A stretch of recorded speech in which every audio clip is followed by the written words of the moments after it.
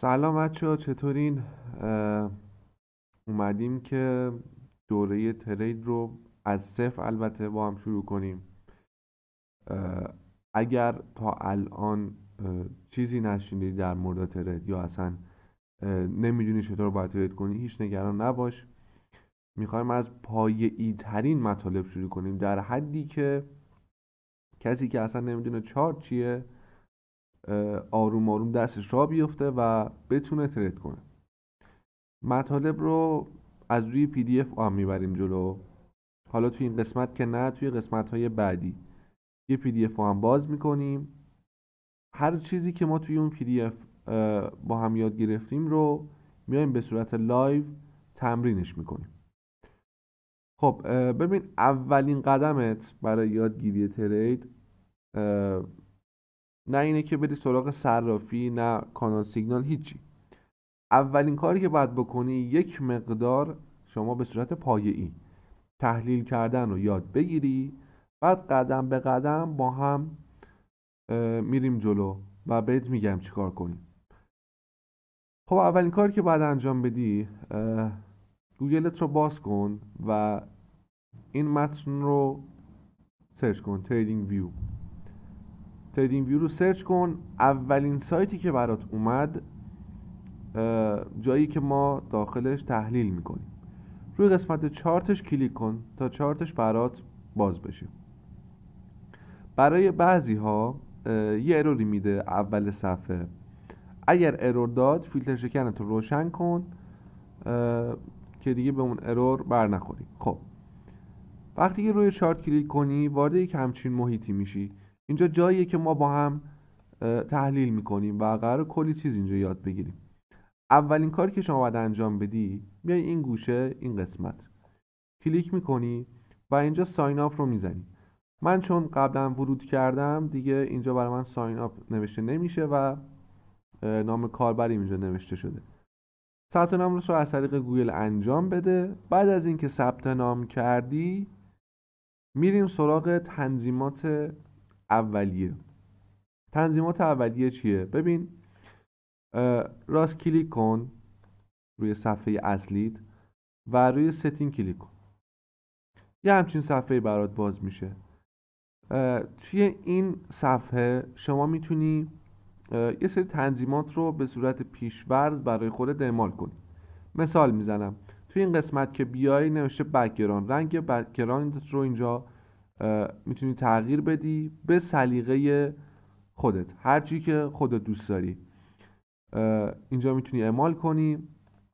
روی اولی که کلیک کنی میتونی رنگ این کندل ها رو تغییر بدی. این سبز و قرمز هایی که میبینید بالا پایین شدن قیمت، ما بهش میگیم کندل. میتونی رنگ اینها رو اینجا تغییر بدی و خب میتونی همونطور که بهت گفتم هر جوری که دوست دارید تنظیمات رو عوض کنید و میگم به رنگ دلخواه در بیاری هر چی که هست. خب توی این منوی که داری میبینی گوشه سمت چپ، یک سری ابزار وجود داره که ما از این ابزارها خیلی استفاده میکنیم. برای مثال این رو که انتخاب کنی بهش میگیم لاین، ترند لاین. یه خط روند رو میکشیم باش که حالا جلوتر میفهمی که خط روند چیه. اینا رو با هم یاد میگیریم. خط روند میکشیم، یا مثلا این ابزار فیبوناچی هست که از همه اینا ما استفاده میکنیم. خلاصه تمام ابزارهایی که نیاز داریم این گوشه هستش. خب برای به قول معروف کاستوم کردن اینها هم شما یکی از اینا رو استفاده میکنی. میای روی تنظیمات کلیک میکنی، قسمت استایل، رنگ، ضخامت و حالا چیزهای دیگرش رو میتونی اینجا تغییر بدی به سلیقه خودت. خب بریم سراغ بقیه تنظیمات. اینجا لاین هست. روی لاین که کلیک کنی چارتت به صورت خطی نشون داده میشه که ما زیاد از این استفاده ای نمی کنیم، با همون کندل کار میکنیم. تایم فریم، تایم معاملاتی هستش که مثلا ما اگر اینو بزنیم روی 4 ساعت، هر کندلی که شما اینجا میبینی خودش یه دونه 4 ساعته، یعنی این کندل 4 ساعت طول میکشه بستشه، این کندل هم همینطور و تمام کندل هایی که الان شما دارید میبینید همشون 4 ساعت طول میکشن تا بستشن. بیان تایم 1 ساعته، اون کندل های 4 ساعته به 4 تا کندل 1 ساعته تقسیم میشن، یعنی هر یه دونه از این کندل ها هم باز 1 ساعت طول میکشه بستشه و خب تایم فریم ها یه جوری به هم مرتبطن دیگه. میخوایم با هم این منو رو درست کنیم. این منو ابزارهایی که بیشتر استفاده میکنیم رو ما اینجا هایلایت میکنیم، میذاریم این پایین که دیگه نیاز نباشه بیایم توی اینها بگردیم دونه دونه پیداشون کنیم و روشون کلیک کنیم. همین پایین هست تمام ابزارهایی که استفاده میکنیم. چه کار میکنید؟ روی این فلش کلیک میکنی، بغل این ابزارها یه دونه عکس ستاره است، روش که کلیک کنی میاد وارد این قسمت میشه. ابزارهایی که من روشون کلیک کردم شما هم اینا رو هایلایت کنید که، یا بهتر بگم یعنی اصلش اینه که قسمت فیوریتمونه. اینا رو وارد قسمت فیوریتتون کنید که اینجا برای شما هم اضافه بشه که از اینها ما خیلی استفاده میکنیم. ترین لاین هست، ری هست، اکستندن لاین هست و هر چیزی که من اینجا انتخاب کردم و شما انتخاب کنید. ابزارهای فیبوناچی دومین گزینه ابزارهای فیبوناچیه. از همه این ابزارها فقط ما از این دوتا استفاده میکنیم، دوتای اولی. اینا رو هم وارد فیوریتتون کنید. اینجا رو کاری نداریم، ما از اینها زیاد استفاده نمی کنیم، فقط اینجا الیوت ها رو اضافه کنید که اینها هم فقط برای آموزش استفاده می کنیم، توی تحلیل کردن زیاد از اینا استفاده نخواهیم کرد. قسمت بعدی برای پوزیشن ها هستش. این یه دونه آخر هم دیتا اند پرایس رنج، این رو هم فقط برای آموزش من اضافه کردم. شورت پوزیشن و لانگ پوزیشن رو اضافه کنید، این قسمت براش رو اضافه کنید، پچ رو اضافه کنید، این مستطیل رو اضافه کنید، این خلاصه هر چی که من زدم شما بزنید. این قسمت تکست رو فقط اضافه کنید.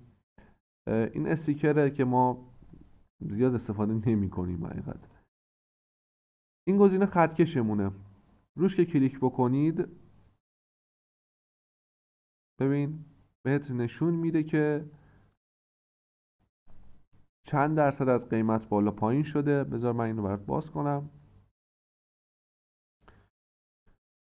چند درصد قیمت بالا پایین شده. 8 بار یعنی 8 تا کندل بوده، 2 روز و 8 ساعت طول کشیده که از این نقطه به این نقطه برسیم و ولومش که احتیاجی نداریم. خب این ابزار رو ما خیلی استفاده میکنیم. مگنت هست، همون آهنربا. زمانی که این رو فعال کنید و یه دونه لاین انتخاب کنید ببینید دقیقاً خودش میچسبونه به کندل ها. یعنی مثلا من لاینی که میخوام اینجا اضافه کنم خودش چسبیده به کندل ها و حالت آهنربا داره دیگه، اسمش روشه. با این دو تا گزینه زیاد کار نداریم. این گزینه زمانی که شما بزنیدش میگه خطایی که کشیدین رو پاک کنم، ایندیکیتورهایی که اضافه کردی رو پاک کنیم که بهتون میگیم چیه و همشون رو با هم پاک کنم. خب این گزینه رو هم فعال کنید برای اینکه منوی فیوریتتون اینجا اضافه بشه. اینجا اسم نماد هست، روش کلیک بکنید هر نمادی که شما سرچ بکنید رو براتون میاره. یعنی ما مثلا الان سرچ کنیم BTC که همون نماد بیت کوین هست، USDT، بیت کوین بر تتر هست که ما از این زیاد استفاده برای تحلیلامون استفاده میکنیم. اینجا شما نمادها رو میتونی ببینی و این قسمت اندیکاتورها هست، روش که کلیک بکنی هر چی اندیکاتور موجوده رو برای شما میاره. حالا من این اندیکاتورها توی فیوریت من بودن که فقط از مووینگ اوریج استفاده میکنیم، مووینگ اوریج سیمپل استفاده میکنیم